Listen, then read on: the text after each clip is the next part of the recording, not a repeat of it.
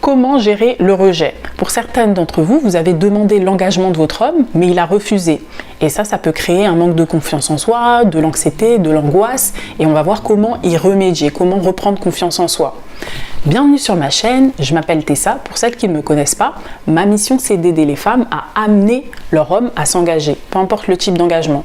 Vous voulez un mariage, officialiser la relation en public, vous voulez emménager à deux, acheter un bien à deux, avoir un compte commun ou bien des investissements à deux. Vous voulez qu'il vous présente à ses parents ou à ses amis. Vous voulez devenir sa priorité s'il est en liaison avec une autre femme ou qu'il voit une autre femme, vous voulez redevenir sa priorité, ou bien vous voulez simplement qu'il s'investisse, qu'il s'implique davantage dans la relation.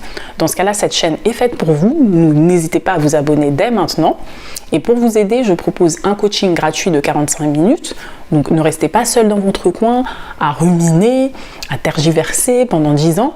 Je vous aide, je vais vous proposer des solutions pratiques que vous puissiez appliquer de manière claire et immédiate. Donc n'hésitez pas, vous m'envoyez un mail à faitdelengagement@gmail.com et je propose également un accompagnement personnalisé de 4 mois qui est payant par contre, mais au moins on aura le temps de réellement vous transformer puisque je propose une transformation pour que vous puissiez devenir la meilleure version de vous-même en développant toutes vos compétences émotionnelles au même titre que des compétences plus techniques. Et pendant cet accompagnement, on va apprendre à répondre à vos propres besoins émotionnels pour que vous deveniez indépendante, émotionnellement autosuffisante et ne plus dépendre de votre homme pour être heureuse et créer un environnement propice dans lequel il aura envie de s'engager. Donc on veut que ce soit son choix. On ne veut pas le forcer à s'engager et on ne veut pas faire un tas d'efforts et souffrir et transpirer pour qu'un homme s'engage. Ça n'a aucun intérêt. Donc j'espère que cette vidéo est claire. Toujours pour l'accompagnement, n'hésitez pas à m'envoyer un mail à faitdelengagement@gmail.com. Et dans l'objet, vous mettez juste, voilà, je souhaite participer à l'accompagnement, ou bien j'ai des questions sur l'accompagnement, ou bien j'ai des questions sur le coaching. Voilà, vous n'avez pas besoin de parler, de faire un paragraphe de 10 pages, ne vous inquiétez pas. C'est simple, clair et net. Et n'hésitez pas aussi à vous abonner, enfin à vous inscrire à la liste pour recevoir mon e-book. Le e-book s'appelle « Comment l'amener à s'engager et bâtir votre couple en 5 étapes grâce à l'intelligence émotionnelle ». Vous vous inscrivez et vous allez recevoir le e-book à 20h heure de Paris. Donc peu importe la ville dans laquelle vous êtes actuellement, ce sera 20h heure de Paris.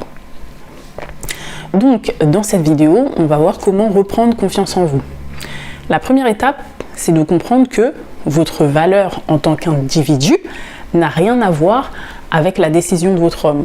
Donc ce n'est pas parce qu'il ne veut pas s'engager que vous ne valez rien. Ça n'a rien à voir. Vous en tant qu'être humain, votre valeur en tant qu'être humain, c'est autre chose. Lui, il a peut-être des biens émotionnels, des besoins émotionnels auxquels vous n'arrivez pas à répondre, mais ça ne veut pas dire qu'en tant qu'être humain, vous ne valez rien, que vous n'avez aucune qualité humaine. C'est pour ça qu'il faut noter sur une feuille de papier toutes vos qualités, toutes vos forces, vous en tant qu'être humain, qui ne dépendent pas d'un homme. Donc par exemple, je me trouve intelligente, je suis souriante, je suis très avenante, je suis une femme empathique. Toutes vos compétences humaines, ou bien je suis une femme très créative, je suis une femme qui est joviale, etc. Tout ce qui vous passe par la tête. Vous pouvez faire une liste de toutes vos qualités, de telle sorte que lorsque ces émotions, les émotions négatives reviennent, ressurgissent, parce qu'elles ressurgissent quand vous ne vous y attendez pas, vous ne pouvez pas les contrôler. Donc elles vont revenir et vous aurez votre liste, vous pourrez la relire et ça va vous permettre de vous calmer, de vous apaiser et de savoir que non, vous valez quelque chose, vous êtes quelqu'un. Même s'il a dit non, même s'il ne veut pas, ça ne veut pas dire que vous ne valez rien et que vous n'êtes rien. La deuxième chose que vous pouvez faire, c'est également faire des activités créatives, c'est-à-dire des activités qui vous permettent de vous évader, de penser à autre chose et qui vous font du bien. Moi, par exemple, les activités que j'adore, à part regarder mes séries et mes films sur Netflix, j'adore chanter. Moi, j'adore chanter. Je ne chante pas non plus très bien, mais c'est vrai que je m'entraîne sur toutes les ballades. C'est-à-dire les ballades de Mariah Carey, Whitney Houston, Toni Braxton, Céline Dion, pour vous citer les plus connus des années 90. Mais après, il y en a d'autres, Monique, etc., plus R&B. Mais toutes ces chanteuses-là, je passe mon temps à rechanter leurs chansons, ressasser. Après, il y a des ballades un peu plus récentes, comme celle de Lady Gaga, Ariana Grande, etc., que je chante également. Mais ça m'apaise, mais d'une façon, parce que c'est une activité créative et ça permet de s'évader, de penser à autre chose. Et d'utiliser son corps pour s'exprimer. C'est très important d'utiliser son corps pour s'exprimer. J'aime aussi la danse, c'est-à-dire que je refais des chorégraphies. Soit en regardant des vidéos sur YouTube, des personnes qui font... Vous avez les vidéos chorégraphiques, pour celles qui connaissent, il y a des chaînes américaines, YouTube, qui ont des studios en fait, des studios de danse où ils font des chorégraphies sur par exemple des musiques comme Chris Brown, des chanteurs très en vogue, des musiques très entraînantes, R&B, hip-hop, etc. Et du coup je refais les chorégraphies. Après c'est bien évidemment beaucoup plus dur, c'est plus facile de les voir que de les refaire, mais ça permet de me calmer, ça permet d'utiliser mon corps, de m'exprimer avec mon corps, ça permet de créer de la dopamine, c'est très important. Donc si vous voulez faire une activité, faites une activité qui vous permette de générer, de produire de la dopamine, qui vous fasse du bien. Ça va vous permettre de vous évader, de vous calmer, de vous sentir moins anxieuse. Ou bien sortir dehors, pas forcément faire quelque chose de physique, mais juste sortir, voir le soleil. Prendre le soleil déjà de base, c'est très bien. Ou bien sortir, vous balader, voir la nature, voir du vert, ça fait du bien, ça apaise. Il y a plein d'analyses, plein d'études qui disent la même chose, qui disent qu'il faut sortir, voir la nature, voir les arbres, ça fait du bien. La dernière chose que vous pouvez faire, c'est, je reprends mes notes, parler avec des personnes de confiance dans votre entourage. J'ai bien dit personnes de confiance, parce que si vous parlez avec la mauvaise personne, le problème c'est que ça peut se retourner contre vous. Des personnes qui vous jugent. Peut-être qu'elles vont vous écouter à l'instant T, elles vont rien dire, elles vont juste tendre bien l'oreille. Mais lorsqu'il y aura un problème par la suite avec vous, vous inquiétez pas qu'elles vont vous ressortir tout ce que vous lui avez dit. Ah, mais toi, en fait, de toute façon, tu n'as même pas confiance en toi. Toi, de toute façon, non. Elles vont tout vous ressortir de A à Z. Donc, elles vont bien écouter pour réutiliser ça comme arme contre vous, pour vous combattre. Donc, faites très attention. C'est pour ça qu'on conseille, de manière générale, de voir des psys, des personnes externes, un tiers, parce qu'on n'a pas de lien avec cette personne. On la voit une fois. Le psy, je le vois une fois, après, ciao, je le reverrai plus jamais. Même s'il parle de moi, il va parler de moi à son entourage. Je les connais pas, donc je m'en fiche. On s'en fiche, on les connaît pas. Mais si vous n'avez pas cette possibilité, parlez avec des gens de confiance, des amis, dont vous savez qu'ils sont bienveillants envers vous et qu'ils ne vous feront jamais du mal, qu'ils ne ressortiront jamais vos propres blessures contre vous. Et la dernière chose, c'est de comprendre que vos pensées sont des pensées irréelles. C'est des pensées irrationnelles. C'est-à-dire que ça n'existe pas. C'est juste votre cerveau qui joue contre vous, qui crée un imaginaire contre vous. Et pour ça, pour les combattre, il faut les remplacer par des pensées rationnelles. Je vais prendre mon exemple. Pour ceux qui ne connaissent pas, j'avais fait des vidéos il y a 2 ans. J'étais sur TikTok, Instagram, j'étais sur YouTube Short, donc j'étais vraiment que sur le format short. Sur Instagram, je repostais également sur Facebook. J'avais des vidéos qui avaient fait des millions de vues. Et le type de vidéo, c'était comment séduire un homme, le caresser, la main, comment sourire, le eye contact, ce que les hommes aiment chez une femme, comment être plus féminine, ce que les hommes regardent, les détails que les hommes regardent au premier rendez-vous, par exemple les ongles, la forme, la courbe, les seins, voilà, toutes ces choses-là, les lèvres, tout ce qui attire le regard des hommes. Donc c'était vraiment des vidéos dating, bon enfant. Après il y avait des personnes qui malheureusement ont mal interprété ce que j'ai dit, que les hommes doivent payer au premier rendez-vous. Il y en a qui étaient choqués, je ne comprends pas pourquoi. Dites-moi si vous, ça vous choque qu'un homme doit payer au premier rendez-vous. Moi, c'est normal. Pour moi, c'est tout à fait normal. Bon, il y a certaines personnes que ça a choqué, mais mes vidéos ont fait des millions de vues. Et comme j'étais un peu perdue, c'était pour lancer une activité, lancer une entreprise. Et j'étais tellement perdue, je faisais des vidéos dans tous les sens. Je ne savais pas quoi faire. Et à un moment donné, après plusieurs mois, j'ai tout relâché, j'ai tout lâché, j'ai tout supprimé. Mais vraiment d'un coup. Il y a des gens qui m'ont dit, mais tu es folle, comment ça se fait que tu aies fait ça? Et c'est parce que j'étais totalement perdue. C'est comme si vous étiez en train de vous noyer et que vous disiez à l'aide, vous essayez de vous débattre, de nager, mais vous n'arrivez pas, vous êtes au fond de l'océan, vous êtes au milieu de l'océan Atlantique, vous criez, vous débattez et il n'y a personne qui vous entend et vous êtes en train de vous noyer. C'était la même chose, c'était la situation dans laquelle j'étais. Donc j'étais vraiment dans un trou noir, comme dans le film Cube ou bien Destination Finale. Vous voyez, vous êtes dans un cube qui se rétrécit petit à petit jusqu'à ce que vous finissiez en sandwich, tu vois. Donc c'était vraiment extrêmement terrifiant pour moi. Donc j'ai tout abandonné, j'ai tout supprimé. Le problème, c'est qu'après avoir tout supprimé, j'avais des pensées extrêmement irrationnelles et négatives. Je me disais, mais les gens ils vont penser que j'ai tout raté, que j'ai échoué, les gens ils vont penser que je suis qu'une merde, que j'ai raté, que je ne suis pas compétente, les gens vont penser que je suis nulle, je suis ceci, je suis cela, que des pensées négatives. Les gens vont penser, les gens, puisque effectivement, j'étais partout et on m'a vu partout. Donc c'est pour ça que je pensais les gens. Mais après, je les ai remplacés par des pensées rationnelles. La vérité, c'est quoi? C'est que, certes, il y avait des gens que je connaissais qui avaient vu mes vidéos. Par exemple, mon frère, il avait vu ma vidéo. Mais dès qu'il avait vu ma vidéo, il m'avait appelé, il m'avait dit, il m'a dit, ah, mais c'est bien, ça permet de s'exprimer. Lui aussi, il ne comprenait pas ce que je voulais faire. Ça tombe, c'était une vidéo. La vidéo qu'il avait vue, c'était par rapport aux relations intimes. Je disais, ouais, mais ça sert à rien de coucher avec un homme sans qu'il s'engage et dès le premier rendez-vous pour X et X, Y raison. Et sa réaction, c'était, ah, mais c'est bien de faire tes vidéos, ça te permet de t'exprimer. Parce que moi, comme je vous l'ai dit, je suis une introvertie, pardon.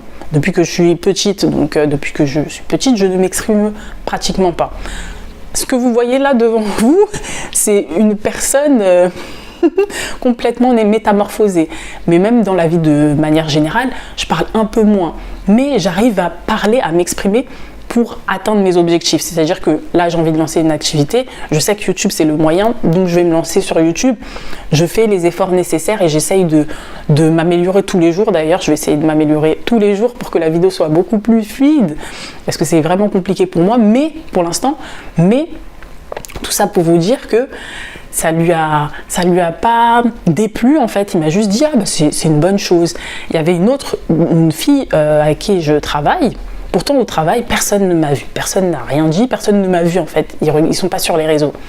Et il y en avait juste une qui venait de divorcer. Donc, étant donné qu'elle l'avait divorcé, elle regardait ce type de vidéo. Donc, elle est tombée dessus par hasard. Et elle m'avait dit, ah ouais, je t'ai vu, c'est bien, etc. Elle n'avait pas d'avis. Elle a juste dit, ah c'est sympa, etc. Tu fais ça, ah, ben, c'est une bonne idée, etc. Mais elle m'a pas jugée en fait. Et il y en avait une autre aussi que je connaissais du lycée qui m'avait contactée sur Instagram. Bon, après j'ai fait semblant de ne pas la voir. D'ailleurs, si elle tombe sur cette vidéo, son prénom commence par un F. F, contacte-moi par mail. Je ne sais pas si elle va tomber sur cette vidéo, mais si elle tombe par hasard sur cette vidéo, excuse-moi, mais j'étais complètement perdue. J'étais dans mes idées et je calculais personne. Donc on m'envoyait un message, au début je calculais personne. Mais pour vous dire, elle m'avait contacté, cette F, elle m'avait juste dit « Ah, c'est toi, t'es ça fait depuis longtemps ». Donc elle voulait juste renouer le contact, elle s'en fichait des vidéos éperdument. Et la majorité des gens, c'est ça.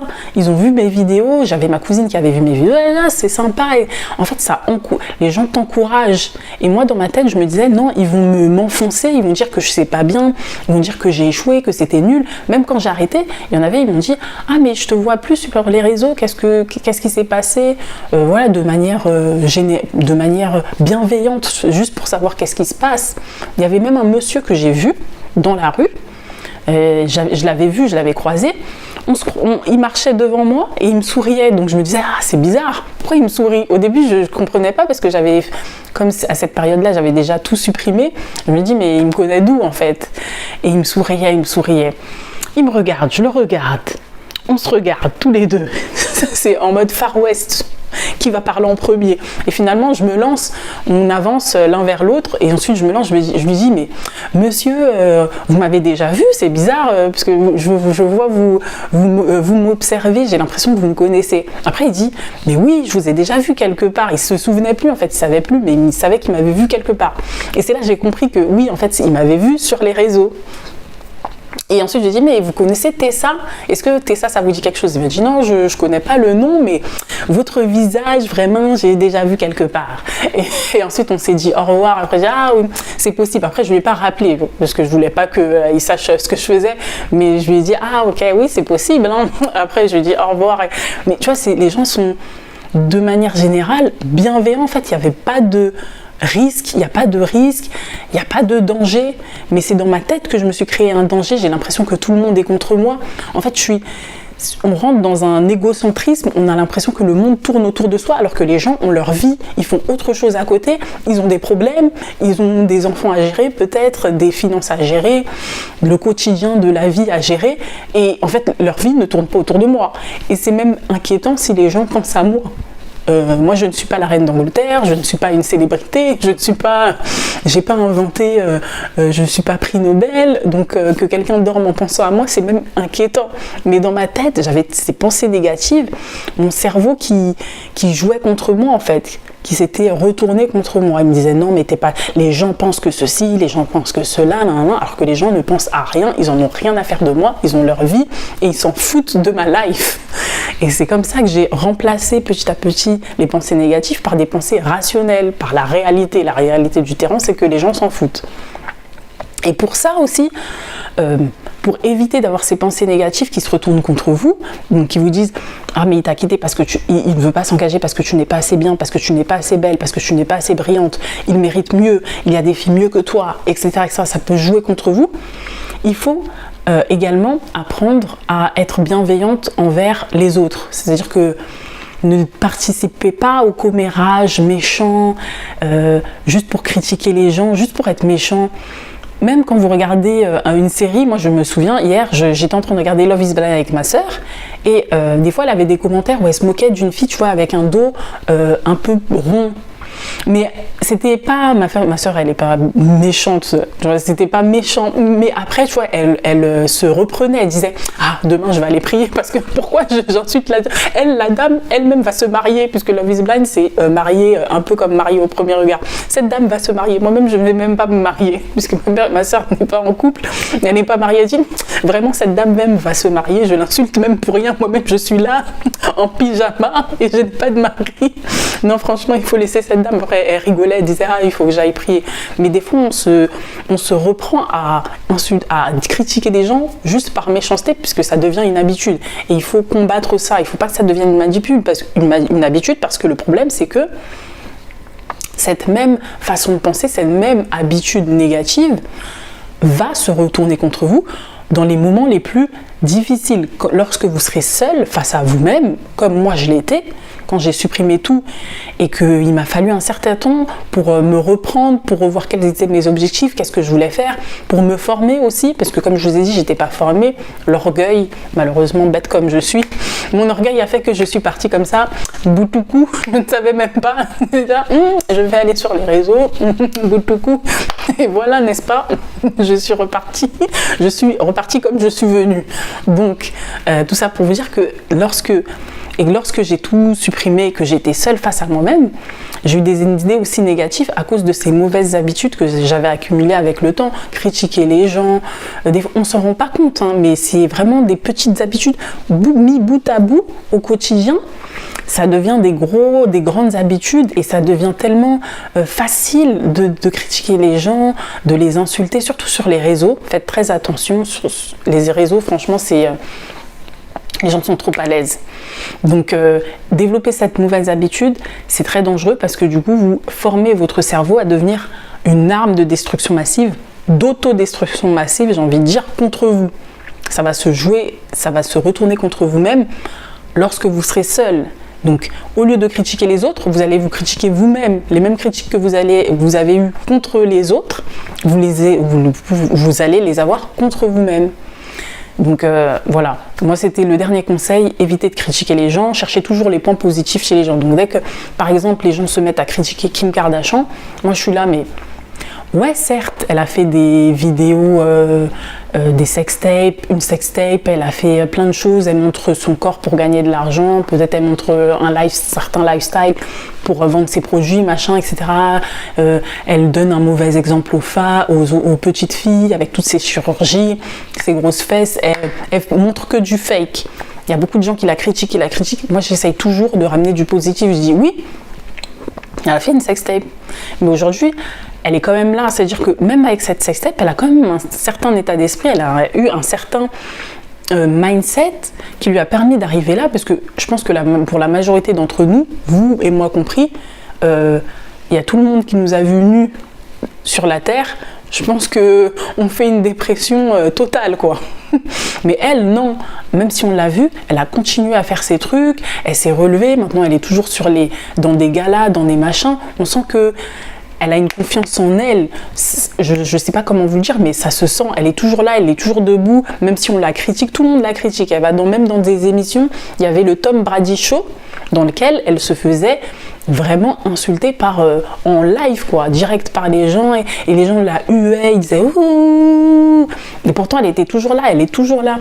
Même, elle critique, c'est pas dire que par exemple elle va dans des émissions où elle sait qu'on va la critiquer, mais elle va se critiquer elle-même, donc autodérision totale.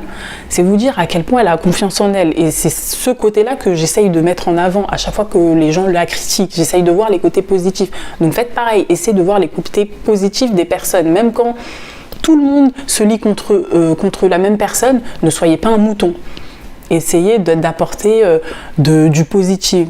Et ce même positif, cette même habitude va vous être favorable dans les moments les plus difficiles. Donc dès que vous serez seul face à vous-même, ce sera beaucoup plus facile de transformer. Vous aurez toujours des pensées irrationnelles, mais ça sera beaucoup plus facile de les modifier par des pensées rationnelles, parce que vous aurez créé déjà cette habitude, ce circuit, si vous voulez, ce circuit mental qui va vous permettre de développer cette bienveillance envers vous-même. Donc ayez de la bienveillance envers les autres, et ensuite ça se retournera automatiquement envers vous-même. J'espère que cette vidéo aura été claire. Elle est un petit peu longue, je suis partie un petit peu dans tous les sens, mais vous me connaissez, soyez indulgents, vous savez que c'est YouTube, c'est le début. Franchement, là j'ai tenu 20 minutes en plus. Faites-moi, mettez des likes, n'hésitez pas à me mettre des commentaires, dites-moi ce que vous en pensez, et quelle thématique vous souhaitez que j'aborde par la suite. C'est très intéressant, moi ça va me permettre aussi de vous apporter les réponses que vous souhaitez et que tout le monde soit satisfait de cette chaîne. Merci à vous d'avoir regardé jusqu'à la fin, et je vous dis à très vite.